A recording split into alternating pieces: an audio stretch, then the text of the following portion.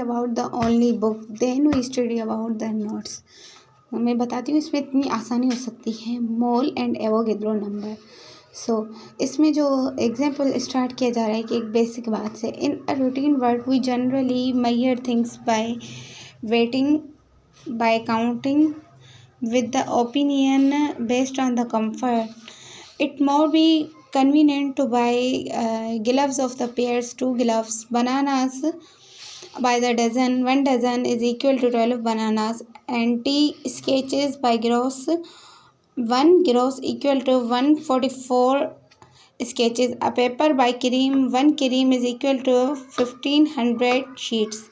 But the purchase we need from the grocery shop in the convenient by the waiting needs of counting. Similarly, तो इसमें क्या है कि हम daily life में जो चीज़ें यूज़ करते हैं उसको हम काउंटिंग करते हैं। जैसे कि हम अगर किसी भी चीज़ का डजन ले तो वो इक्वल टू 12 होगा, उसमें कोई भी चीज़ होगी वो 12 होगी। जस्ट लाइक वो अंडे हो सकते हैं या और कोई भी चीज़ हो सकती है, बनाना हो सकते हैं, तो वो 12 होंगे। Then similarly if we prepare solution, अब अगर हम सोल्यूशन प्रिपेयर करेंगे तो केमिस्ट होगा, उससे हम ये तो नहीं कहेंगे कि जो है डज़न सोडियम का दे दो और डज़न किसी और केमिकल का। इसलिए हमें जो एक चीज़ चाहिए होती है उसे हम कहते हैं mole. Prepare solution, perform reaction in the chemical laboratories, even the process industry deals with the innumerous number of ions molecules. अब आयन और मालिक्यूल्स आपको कभी भी डज़न वगैरह में नहीं मिलेंगे।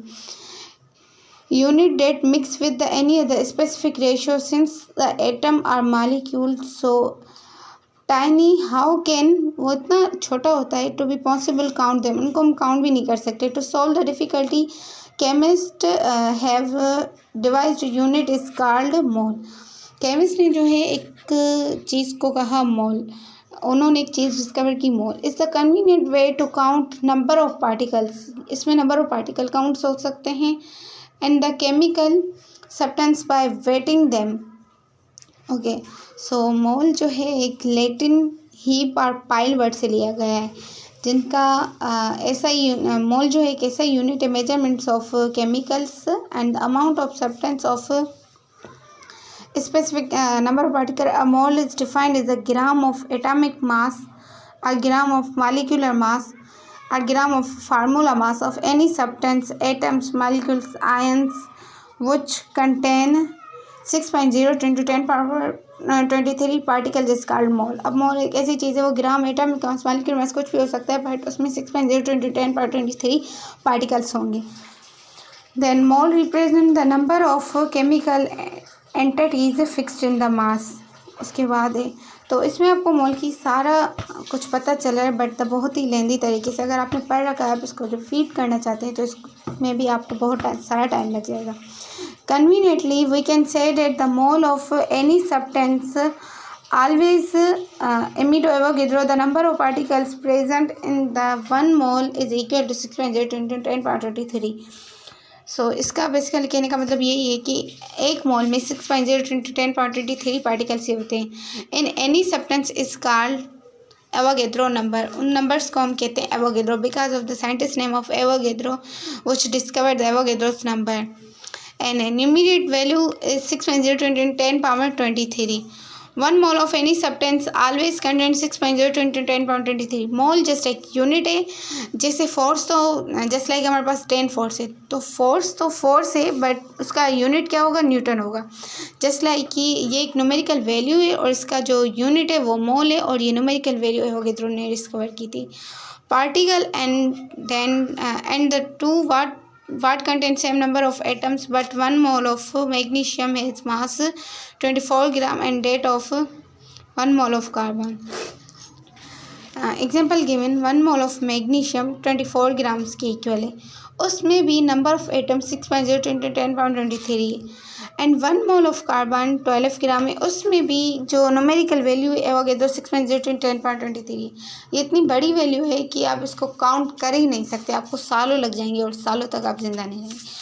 तो इसमें हम समराइज़ करके जल्दी से पढ़ लेते हैं कि हमने इसमें क्या पढ़ा है। Mole is the unit, mole एक यूनिट है that calculate the substance of chemical, जो केमिकल की कैलकुलेशन के लिए काम आता है। It's denoted by little n small n it's unit mole, mole का यूनिट मोल है। और इट इज़ द मिस्टेक कि मोल हम इस तरह लिखते हैं, ठीक है।